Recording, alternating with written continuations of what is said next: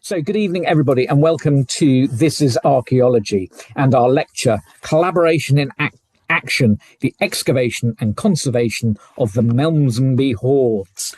And I am delighted to welcome tonight Professor Emily Williams from the University of Durham, who is going to talk to us about the Melsonby Hoards, and in particular, looking at what we call the Hoard 2, which was effectively block lifted as this huge conglomerate of earth and metal, over a metre long, 70 centimetres wide, 40 centimetres deep.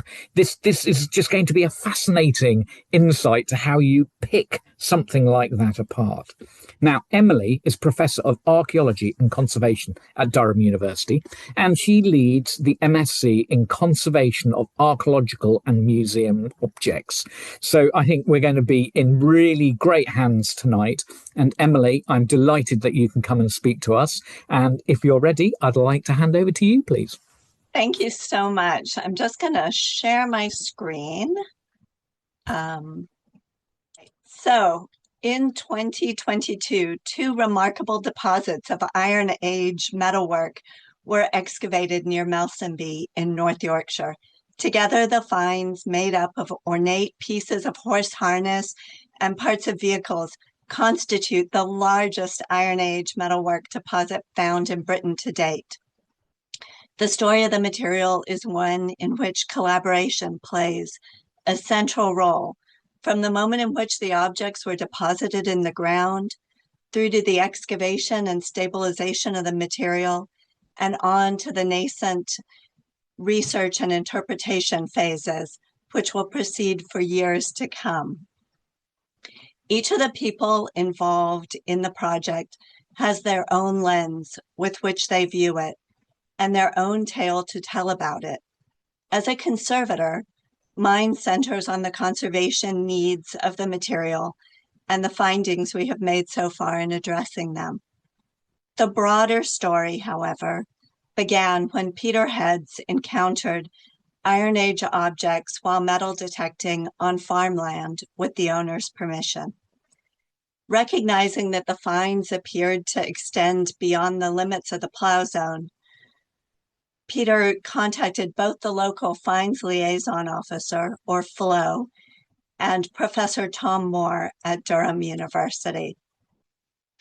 Tom, an Iron Age specialist, had been doing a broader project focused on Iron Age landscapes in the area, and he was known to both the finder and the landowners. Both Tom and the FLO confirmed that the finds were also likely to come under the Treasure Designation Order of 2002, since Peter had found more than 2 base metal objects of prehistoric date. The find site was near to where a large hoard of metalwork, known as the Stannick Hoard, is thought to have been found in 1843. It is also less than a kilometer from the late Iron Age oppidum or royal site from which the Stannick Hoard takes its name. And the broader landscape of North Yorkshire has revealed other significant Iron Age sites. So the opportunity to carefully excavate this material and to learn more about its context was invaluable.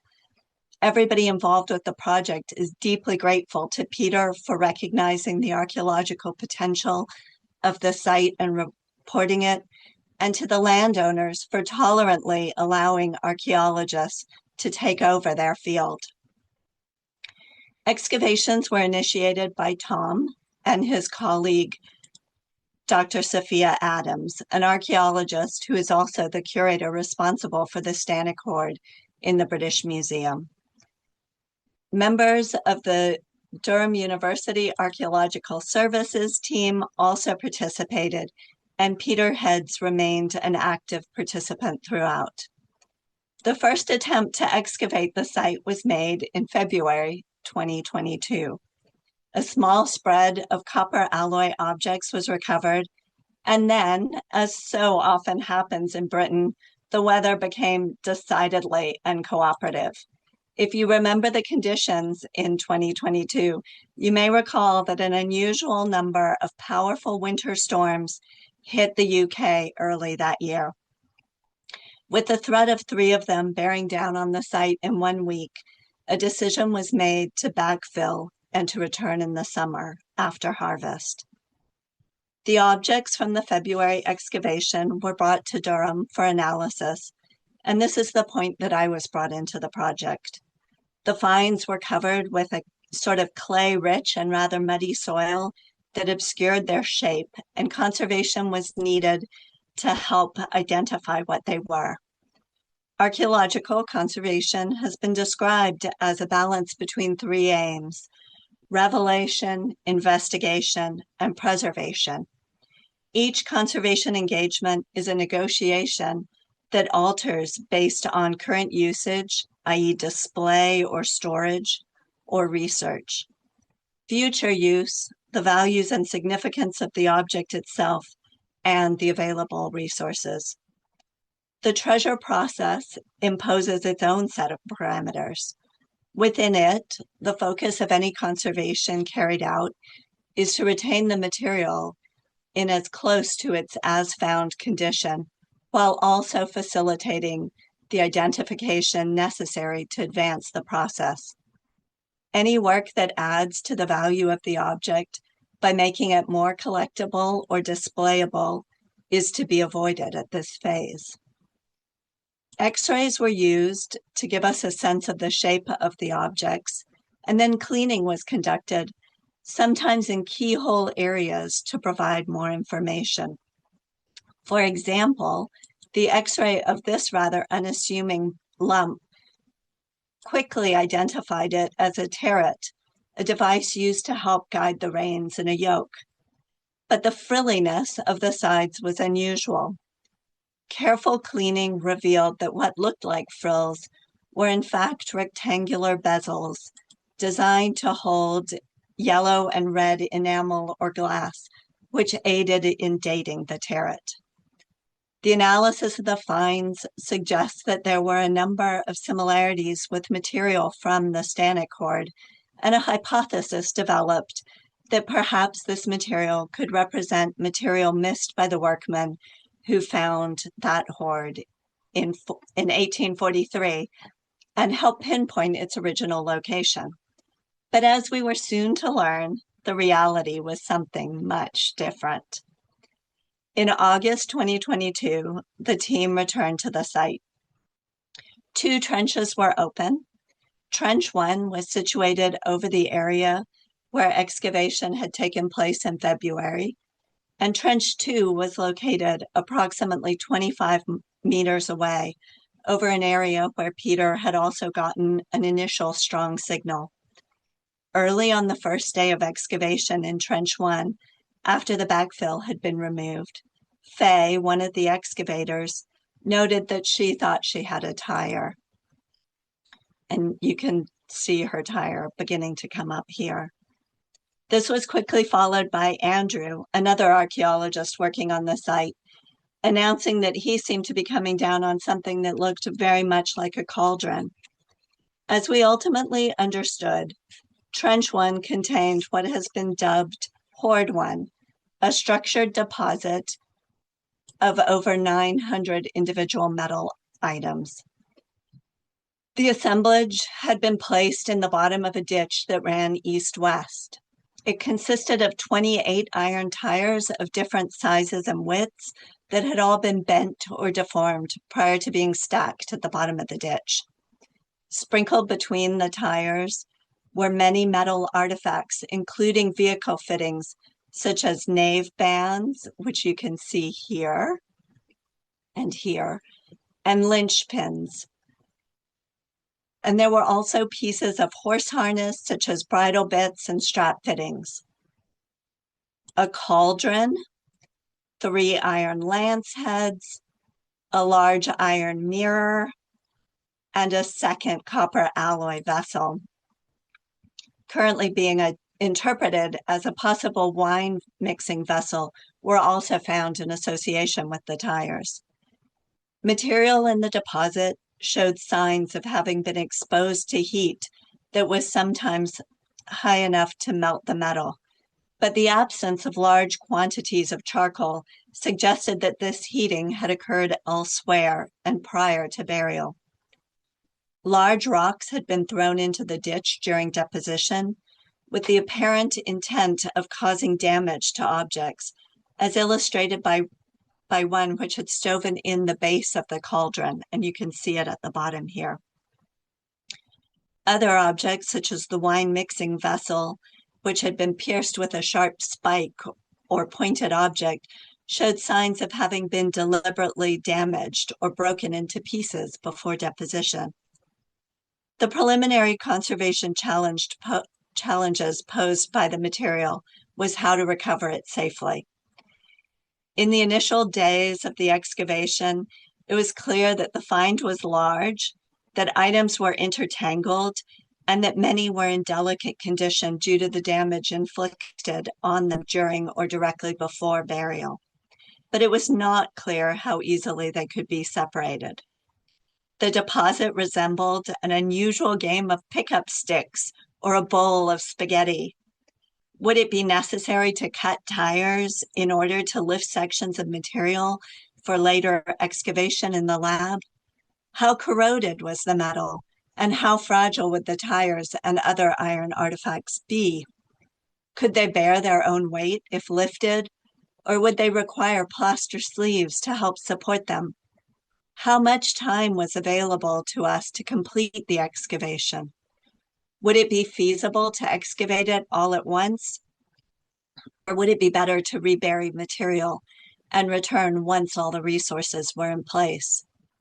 If the latter, how might reburial take place to ensure that accelerated corrosion did not occur and lead to further unintended damage?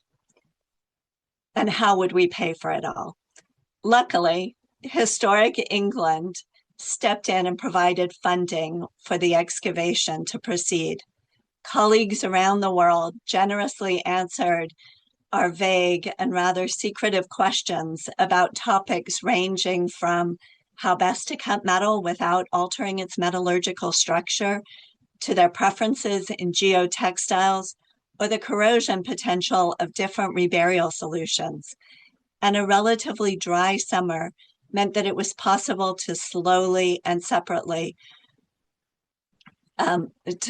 carefully separate many of the metal objects from each other.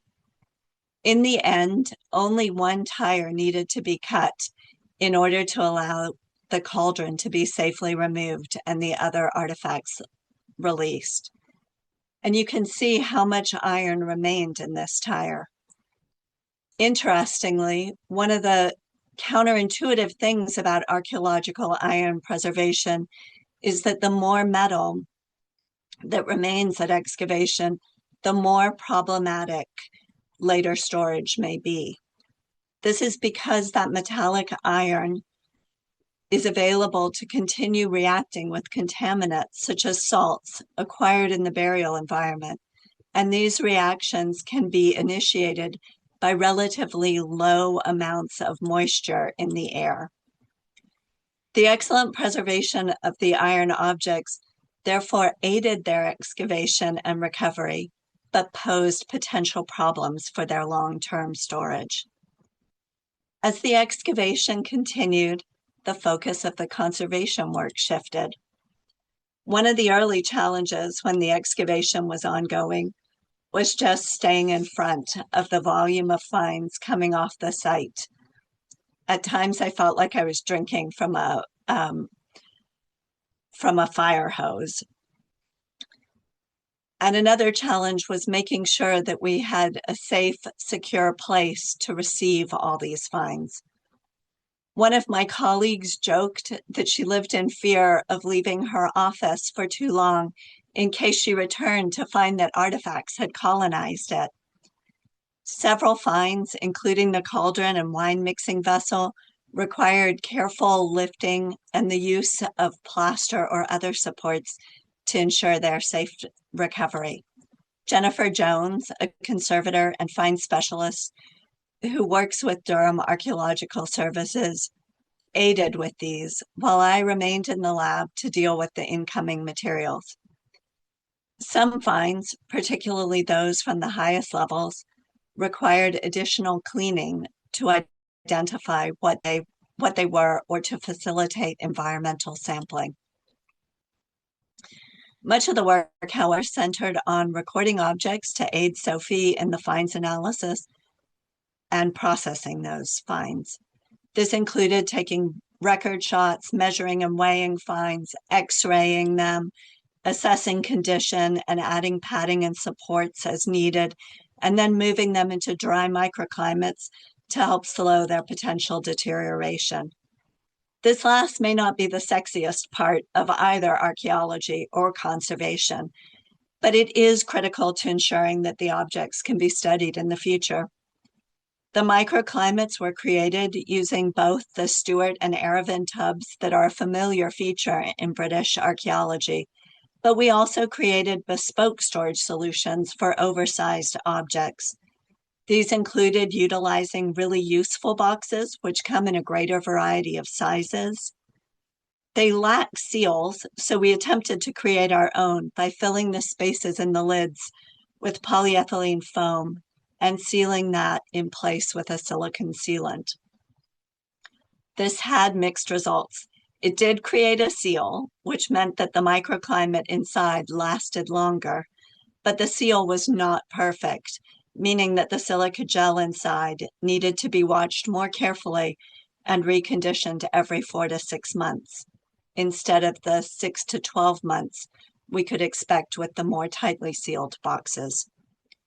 We had greater success creating microclimates for the tires and other large pieces of metal. For these, we used Escal, a transparent polypropylene film coated with a ceramic polyvinyl alcohol that makes it a great barrier for both moisture and oxygen. Pieces of the film were cut to size and folded over a tire or group of objects, and then heat sealed on 3 sides. Bags of silica gel and a humidity indicator strip were placed in the enclosure prior to the final side being sealed.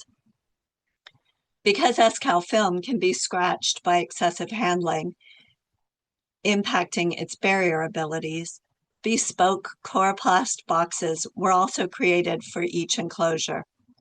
Throughout this process, I was lucky to have help from students on Durham's MSc in conservation. They received real-world training in finds processing and in the decision-making needed to triage such a large volume of objects, as well as the discretion that is often required of conservators. One of the things that particularly surprised them was the large amounts of silica gel needed to condition the boxes and enclosures. All told, we used over 265 kilograms of silica gel to create the various microclimates. Hoard 2, located in Trench 2, approximately 25 meters to the north of Trench 1, posed a different set of challenges. It appeared to consist of a discrete mass of thin, highly fragile copper alloy tubes, circled here.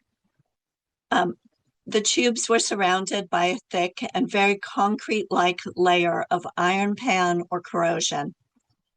As was the case in Trench 1, the objects that formed the mass had been laid in the base of a ditch that ran east-west. Several large rocks had been incorporated into the mass, as well as a number of smaller stones. Excavation in the field was deemed impossible given the delicacy of the tubes, the available equipment, and the time constraints of an excavation. Therefore, we decided to lift it as a block for investigation in the lab. Plaster bandage was wrapped around the mass, and it was undercut, flipped, and transported to Durham. Our hope was that the underside would prove easier to excavate, but initial attempts suggested that we had a similar situation on this side. Fragile copper tubes again extended through a layer of concrete-like corrosion. To get a better sense of the contents, The block was transported to Southampton and CT scanned at the MUVIS facility at the University of Southampton. CT scanning is a non-invasive technique similar to X-rays. However, it creates a three-dimensional image of an object, such as this block, which is invaluable for understanding the relationships between the elements within it and the distances between components. At approximately 1.10 meters long, 70 centimeters wide, and 40 centimeters deep, and weighing nearly 215 kilograms, scanning the block pushed the capability of the equipment, but the MUVIS team were inventive and determined. Ultimately, they were able to capture remarkable scans. In addition to the copper tubes that we could see on the surface, the scans revealed a mass of objects in the interior, many of which are horse or vehicle related.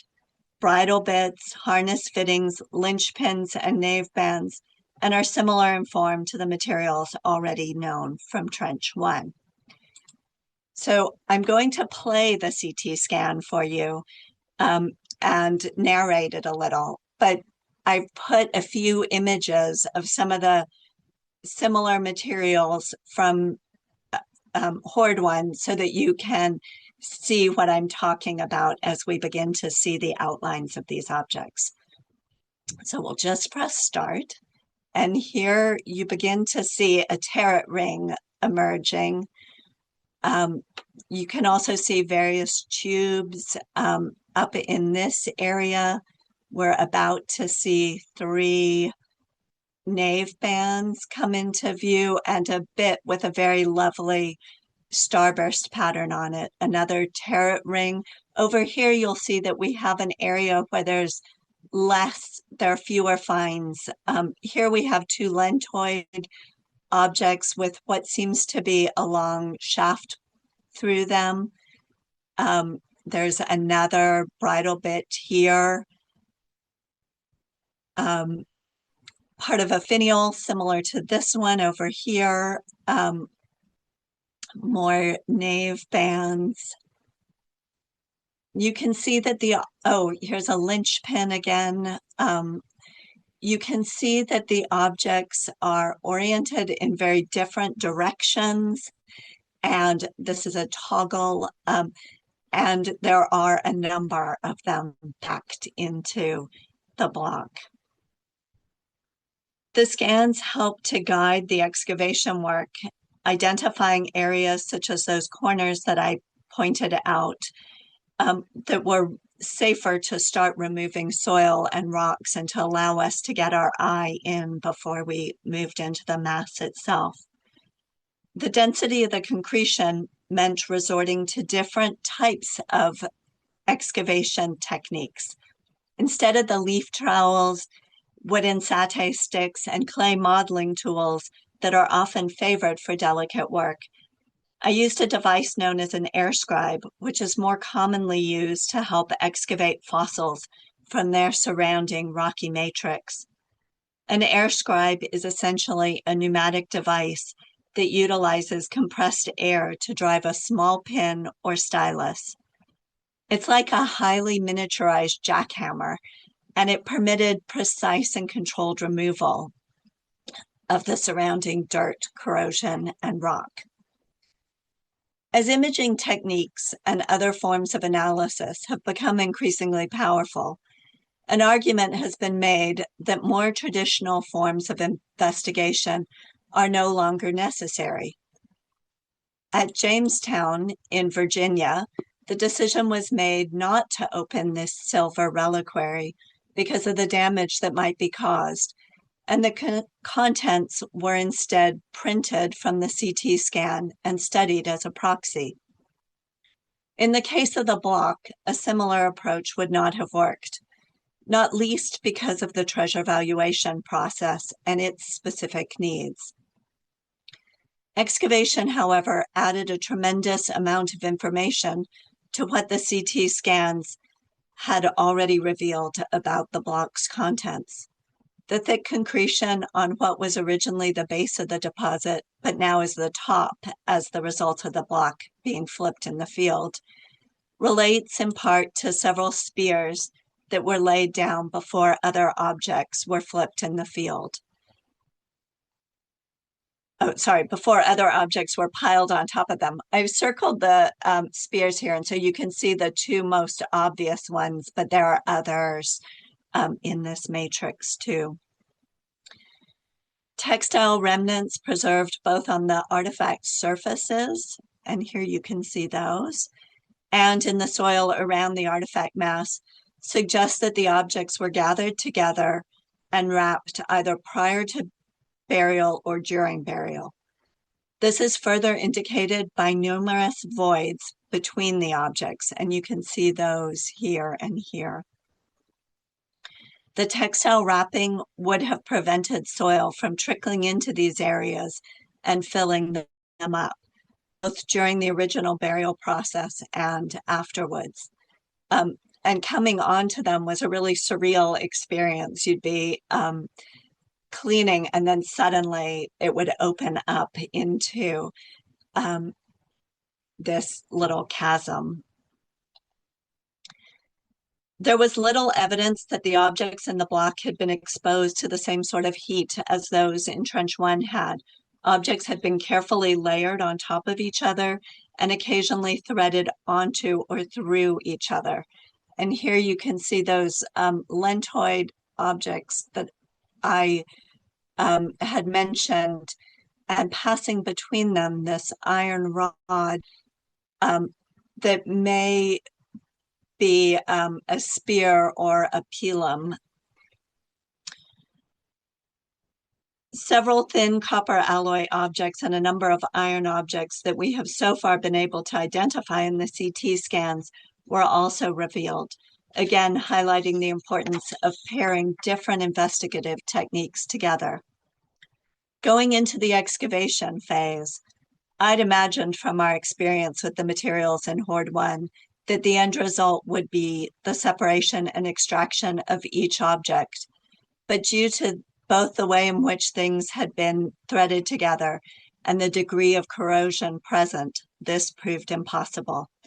Instead, the artifacts remain in the entangled form in which they were originally deposited, preserving a rare depositional moment. Conservation work can at times be seen as relating to only the exhibit or interpretation phases of an archaeological project. In this model, objects are often sent to a conservator by a remote find specialist and then returned with often limited communication beyond the treatment report. The work on the block illustrates the value of close communication between all team members. Being located largely in the same building helped. For example, a hallway conversation with colleagues in the environmental lab flagged up quite early on that they had encountered mineralized textile fragments in the flot from the soil around the block, prompting even greater watchfulness during excavation.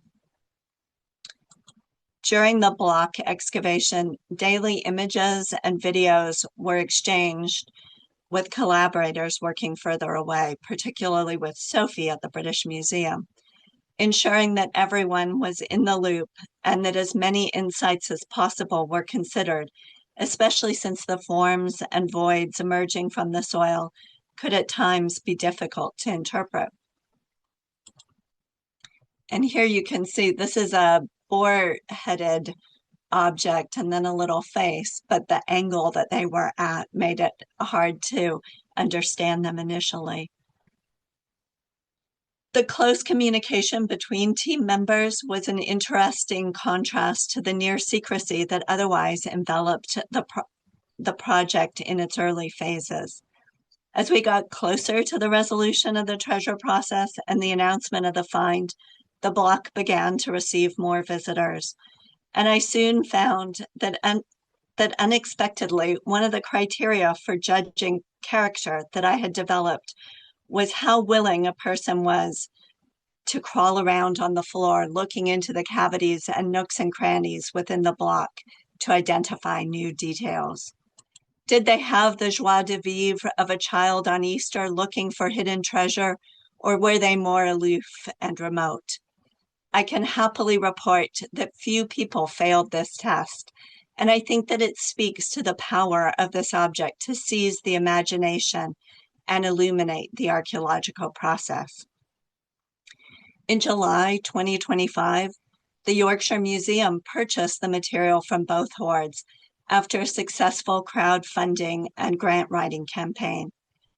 It is exciting that the finds will be curated and displayed so near to Melsonby. In September, the material left Durham and moved to the Yorkshire Museum. Moving the material safely was a collaborative effort that included teams at both sites, as well as a team from Constantine, a professional art handling firm. It involved identifying risks at both sites and coming up with the best ways to mitigate them, from creating a crate for the midterm storage of the block to thinking about traffic patterns in each building and any difficulties they might pose while heavy, bulky, and often delicate objects were being moved. It also meant thinking about environments on the truck and during the move between the truck and the buildings, and how to protect the objects by wrapping them in plastic, or how to protect the boxes by wrapping them in plastic, as you see in one of these. Over this past winter, a series of expert meetings convened by Tom and by Dr. Andrew Woods, head of collections and research at the Yorkshire Museums Trust, has been drawing up roadmaps for the future research, conservation, and interpretation of the finds.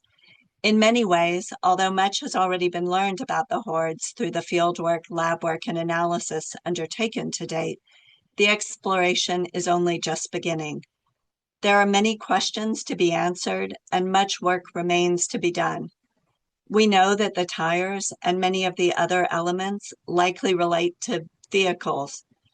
Two-wheeled chariots have been found in burials in the Yorkshire Wolds dating to circa 400 to 150 BC. And here you see two reconstructions of those chariots. But there are compelling reasons to suspect that the vehicles from Melsonby may represent the first examples of four-wheeled vehicles found in Britain, which may have been similar to continental examples or perhaps even Roman ones. The evidence for this includes the size of some of the tires, which are larger and more robust than those found in the earlier chariot burials. Additionally, the presence of nearly 50 U-shaped brackets and 26 cylindrical iron bands that fit into the U-shaped brackets and resemble hub collars from four-wheeled vehicles suggest another clue, as does the presence of kingpins and draft bars in the assemblage from Hoard 1. Both are necessary parts of the steering mechanism for wagons, but are not typically found in chariots. Based on the copper alloy fragments found in both hoards, the vehicles, like the ponies who drew them, would have been ornately decorated. There are parallels between the decorative elements, particularly the small facial elements found at Melsonby, and those of the Djeberg wagons, which date to 100 BC and were found disassembled in a peat bog in Denmark. Understanding the number of vehicles present, is it 7 four-wheeled wagons or a mix of wagons and chariots? How they were decorated and how they were constructed is clearly one key outcome of any future research. Another relates to understanding why and when the materials were buried. Stylistically, the materials from the two hoards are similar to each other and to those from the Stanek hoard, suggesting that all three may be contemporaneous. Sophie and Tom have also found a record which, if I move this, Sophie and Tom have also found a record of what might have been a fourth hoard in the area, which was encountered by Victorian workers and collectors, but not retained by them because it consisted only of iron components. Radiocarbon dates and chronological modeling of 3 short-lived species suggests that Hoard 1 and 2 were deposited before the mid-1st century, potentially placing the deposits before the Roman conquest. 3 dates are insufficient evidence to build a theory on, and additional dating is being carried out at the moment.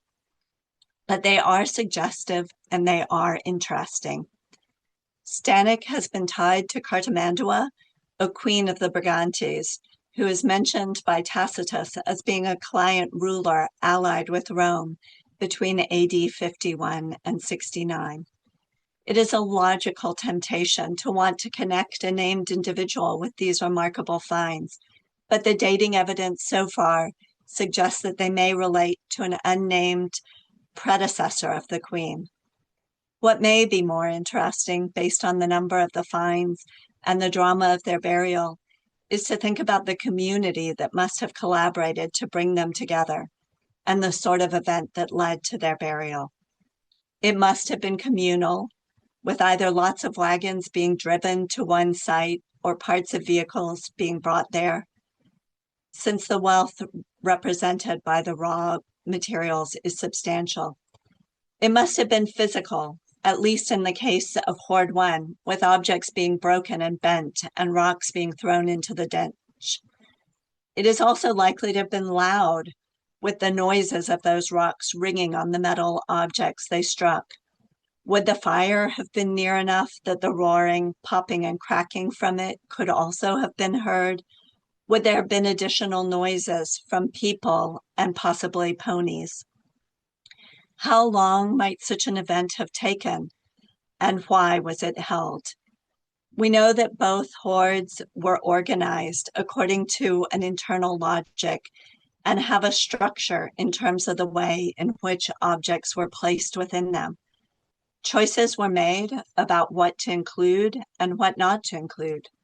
There is no pottery in either assemblage, and no personal objects such as brooches or other adornments. Small amounts of well-preserved bone in the form of a worked bone handle or toggle, a cow phalanx, and small quantities of mammalian animal rib bone suggest that the conditions at the site were favorable for bone preservation. Therefore, if the deposits are associated with a funerary event, it suggests that a choice was made not to include the human remains in either deposit. At other Iron Age sites, metalwork deposits have been explained as votive offerings, examples of recycling and safekeeping, and the products of funerals or burials. The similarities and differences of the Melsonby materials to other Iron Age hoards and metalwork assemblages are likely to engage scholars for years to come.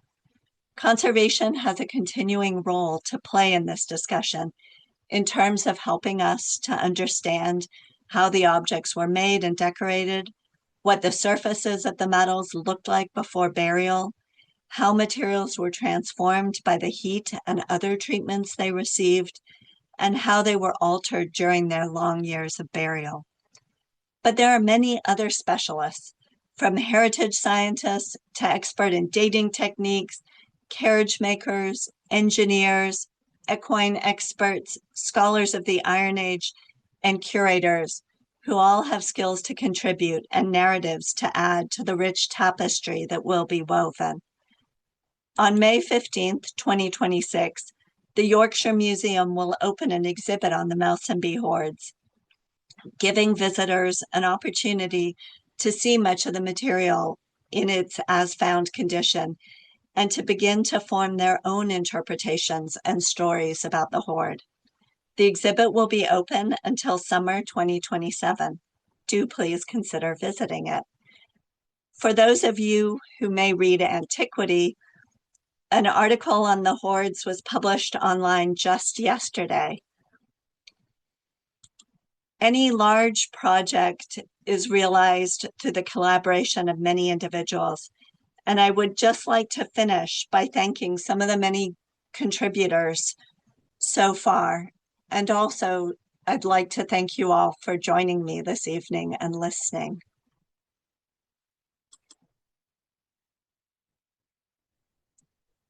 Emily, thank you so much. That was just amazing. It was really exciting, and I suppose my first question, which just comes from my heart, is, oh my gosh, have you ever done anything like this before? Never. It was such a joyous opportunity and such, it was made joyous not only because of how great the objects were, but also because of the amazing collaborations and the team effort and working with so many great people on this project really taught me a tremendous amount. Yeah. That's fantastic. I think that's amazing, and I just, oh my gosh, you just get those goosebumps that come out.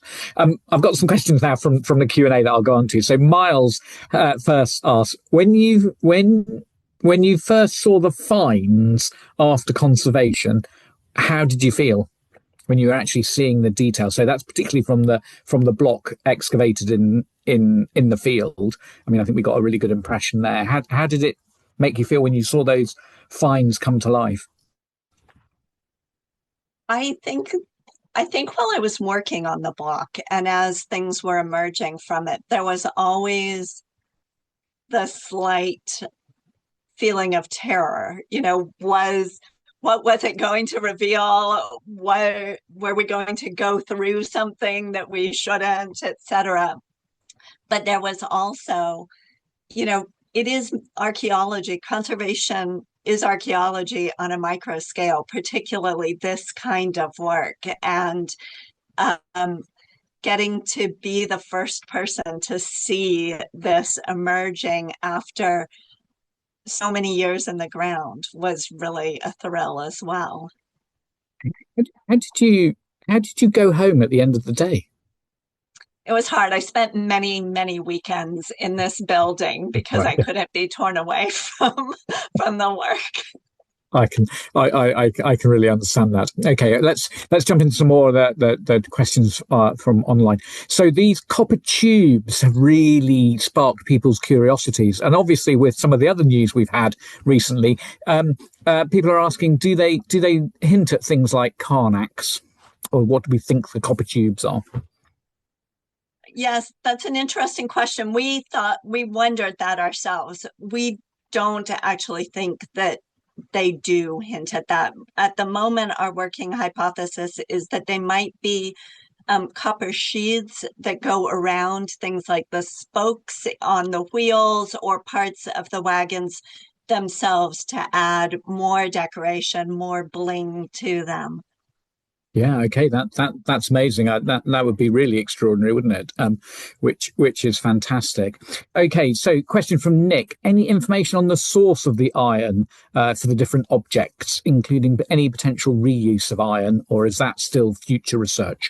That is still definitely future research. Because of the sort of treasure process, there's a limit to how much analysis you can do in that phase. Yeah. And given the volume, we were also limited. And that's all part of this developing research. Yeah.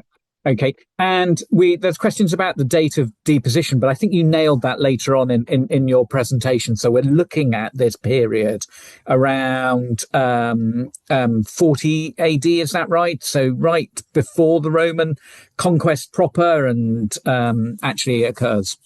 So 40 BC to 40 40 BC. AD Yeah. is the range that the radiocarbon dates are coming in at. So it could be right before the conquest, but it could be up to 80 years before the conquest. And and are those dates, are they similar between each of the hordes, or is can do the actual hordes have different dates coming back, or are they No, the range? they're very similar. So the dates from Horde 1 and Horde 2 are show contemporaneous. I mean, whether they're, could you have put one hoard in and then 5 years later put the second hoard in? Potentially, and that's the level of resolution we might not be able to see, but they're likely happening at the same time. Yeah.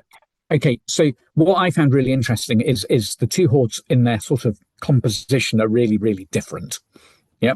And so the question is one with the tires didn't look like a block, but the one with all the small material did. Why is that? Is that just how the metal is decomposing, or what? Or is it actually something that's happened as the material's put in the ground? So I think it is different treatments. So the Hoard 1 objects are being put in, they're not covered in any way, so they don't form together as a block and probably weren't intended. I mean, the material from Hoard 2 the intention wasn't to create a block of objects. Yeah. It just was being wrapped, then that impacted how they corroded. And so that created a block-like, or that sort of egg shape of the wrapping, and it corroded into that. So that's this idea that the way they're dropping it in bags, and it's also dropping it into is it a pit they're dropping it into? So is that what's confining it? Yeah. So it's at the bottom of a ditch, and they're whether would they have brought a whole bag full of objects and dropped it into the ditch, or put a textile in the bottom of the ditch and then piled things in and then wrapped it up? That is undetermined. It would be heavy. It would involve a lot of people carrying it. As I said, the block was a weighty thing. In Trench 1, we don't have any evidence of textiles. So those are individual objects going in, most likely to that larger ditch space. Yep. No, that makes sense, and it's really that whole life of those objects as they've survived in the ground for 2,000 years is really important in terms of actually how we perceive them and experience them today, isn't it? Because they've not just laid there doing nothing. Things have happened to them as they've actually encountered the soil around them, and that environment's actually changed. Question about the hoard that was lifted not being further excavated, not being pulled apart anymore. So the question is, how much do we know what it is or what's in it from the work you've already done already? Do we feel confident that we've got a good idea, or are you really saying that actually to try and intervene in it anymore could be really damaging? Yeah, so one of the reasons that we stopped was that we felt like to try to get individual objects out, you were having to make decisions about what could be lost. So you'd have to plow through all those spears on the top to start deconstructing it. And then you're making a decision that the iron doesn't matter, but the copper does. And so that's a big problem with it. The little video that I showed you of the scan is just a quick thing. We have nearly a terabyte of data from that scan, which can be slowly and carefully looked at. And one of the pieces of research will be to do much more analysis of the CT scan and pull out more objects to try to see digitally what we can see. So match the digital excavation with the physical. So again, what we've got to remember with the CT scan, it's effectively taking pictures layer on layer on layer. So again, when you showed us that video, we were just sort of going deeper into it, but you weren't excavating deeper into it. That was just the CT scan. So yes, almost we were inside it, but not inside it. Yeah, Yeah, I just do you just want to keep watching that video? I found it absolutely compelling. You just things popped up, and even when you're doing it, you even exclaimed, "Oh yes!" And then there was this. It was like, "Oh my gosh!" And I forgot I've got to mention that. It's like something new every time you actually look at it. I found that I had to focus on one small corner and just watch what was happening there and then go and watch it again and again in different places. Yeah. Okay, so we've had a few questions in about the textile bags. Do we have any more information about the textiles that we're using, or is that again something that we'll be looking at again in the future? The fragments are very small, and I think there will be more study in the future, but we're not sure how much more. They have been looked at by a textile specialist, and the bits that came out of the flood, those were highly mineralized, so it was a little bit difficult to see the fibers. The ones that are in the block itself are also somewhat mineral preserved. Okay, so my next question for you is: when we were looking at the excavation and process, in many ways it seemed very clean, and you've already noted that there are no pottery. It didn't seem like there was any bone in there. Do we have any really good paleo botanical evidence that's actually coming out of there? So any seeds or anything like that, or any small mollusks, anything like that that might actually help us give an inkling to that environment they were in? Yes, there was quite a lot of environmental data. That isn't my big specialism. And beyond saying that they collected many, many samples and did lots and lots of work on it, I can't tell you much more. That that's absolutely fine. Someone has asked if we can provide a link to your paper that was published in Antiquity, and what we'll do is we'll get hold of that and we'll put it in the follow-up email that we'll actually send to everybody, which is fantastic. Now, there's been a few questions again around the wider context of the Melsonby site. Now, obviously, Emily, I am really conscious you are not an Iron Age specialist in this actual conversation. But what we are looking at is something quite interesting in the concentration of material and sites that's on in this area, aren't we? So, not just the fact that we've got a major oppidum there, but also we know that when the Romans do come up, there are concentrations of Roman roads and settlements that actually seems to indicate that this was a really active and important place in that late Iron Age period. Yes, absolutely. And very networked and really, I think, a place that more and more will be understood about. Yeah, for me, I think it's absolutely amazing about what it will help us start to think about in this area, and potentially also tie together some of those larger, what we would describe as monuments now. So, again, it is Stannic Oppidum and the earthworks there. And then it is things like Scott's Dyke. And wonderfully, somebody in the audience actually has a section of Scott's Dyke going through their garden.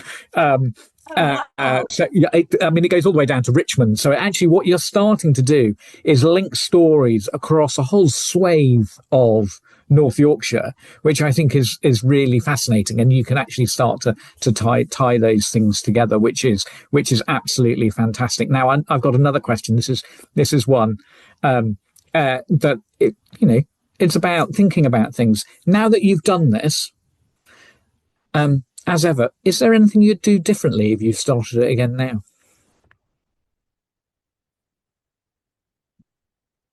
I think that is such a good question. I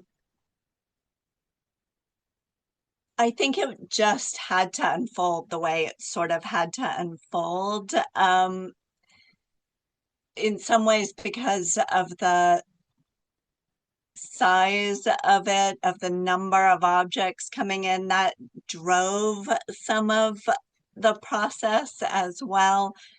Um, yeah, I'm I'm trying to think. There have been suggestions of other kinds of excavation tools we might have used, and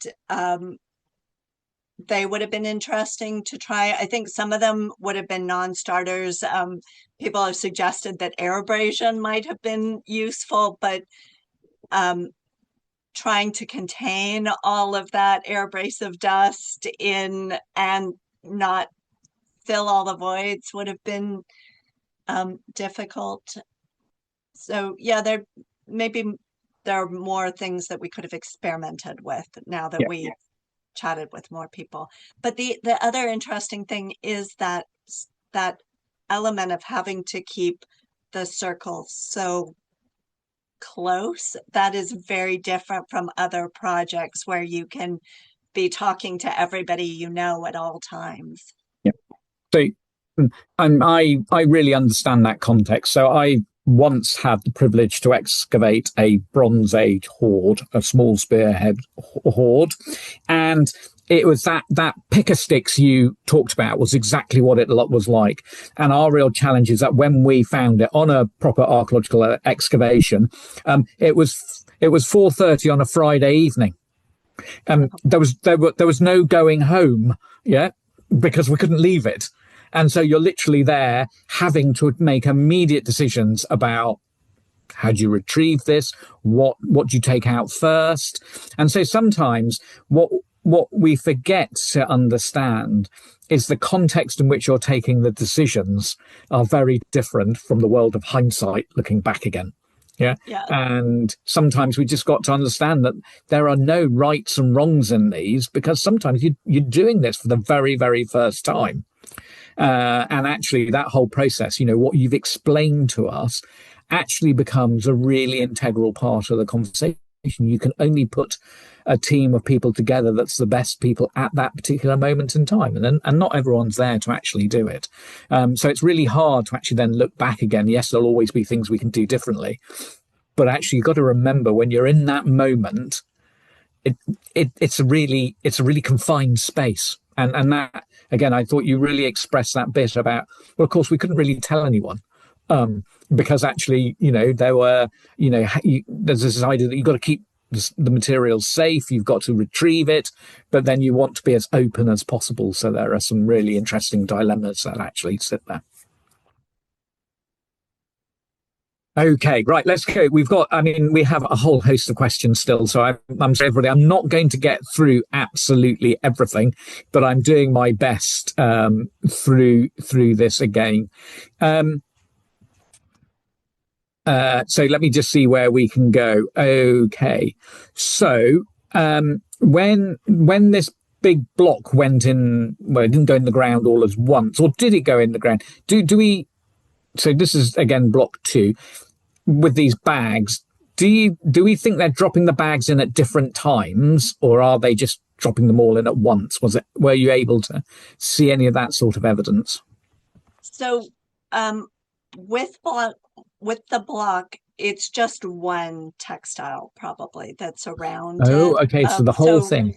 Yeah, so if you imagine, this is not probably but if you imagine almost like a ground sheet or one large bag, we don't know exactly how the textile was wrapped or configured because we've just got traces of it, but they're not in individual bags. It's just that whole thing is wrapped in one.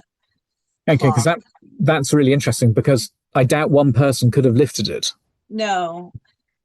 Yeah, so that's what suggests to me like a blanket or a ground cloth that you'd pile things in and then put over because of the weight of this. But you may have multiple people carrying a wrapped thing to that area. Yeah. Okay, brilliant. And so then I just a couple more questions just to finish off. So we saw a lot of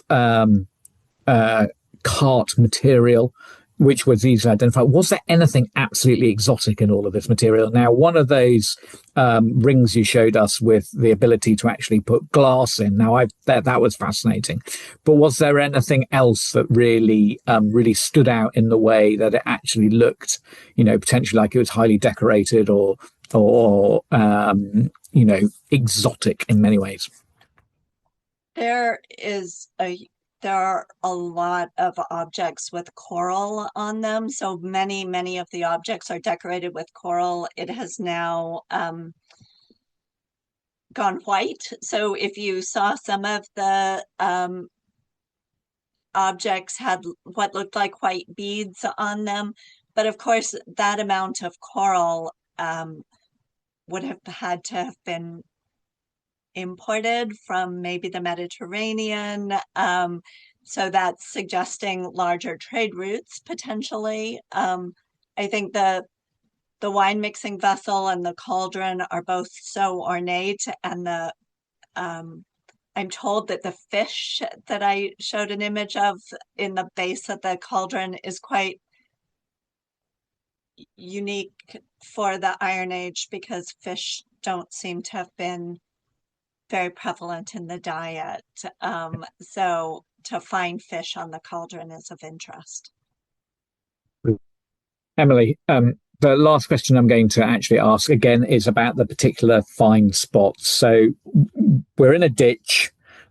Is there anything to indicate why that ditch, why there? Or again, is this just one of those amazing fortuitous finds, and that's something we've got to go and explore a little bit more about?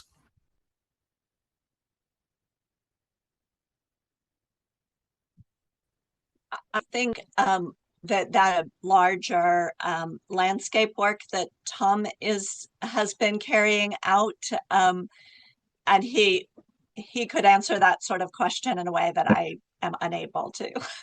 No, that's fine. And I completely get that. And we should actually say, obviously, Tom has done an article in British Archaeology magazine that came out a couple of editions ago last year about the Melsonby Hoards. So again, if you want to get hold of that, do please get in touch with us where you can find that out. But I think, again, this is one of those things that is a story that's not going to end. And again, it's going to give us such an amazing insight into the culture at that time, and also, this part of North Yorkshire and really what we actually understand about it. Okay, everyone, I'd just like to give a huge thanks to Emily for such a fascinating presentation, and just the images and that film of those the CT scans were absolutely incredible. Please, everyone, just to let you know that we have put a feedback link in the chat. Just to reiterate, we have recorded this. We will make the recording available to everyone who's here. We know some of you had some problems logging in. I am really sorry about that. We will definitely have a look and see why that actually happened. But please do go and have a look at the feedback survey. And obviously, if you'd like to give us a donation to help the CBA carry on its work in promoting archaeology, then we'll put a link into the chat for that as well. Okay, we obviously do have a CBA newsletter. If you sign up to that, then you'll hear about all of our lecture series in 2026, and you can stay in touch with the CBA that way. Our next lecture is on the 26th of April, and this will be Morganese Lomas, who will be looking and talking about what is archaeology and why does it matter, creating a future for the past by engaging young people in archaeology.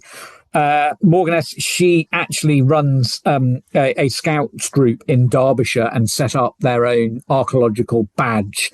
She's absolutely brilliant. Her work's been award-winning, and it'll be absolutely fantastic to hear from her about how she actually engages new voices in archaeology and actually brings in new enthusiasts, which will be fantastic. That's on the 22nd of April. For now, I would just like to thank Emily again. Emily, that was brilliant. I'd like to thank everyone for joining, and I'd just like to thank David and Claire behind the scenes for helping us out this evening. Thank you all, and I wish you all a very pleasant evening. Thank you. Thank you.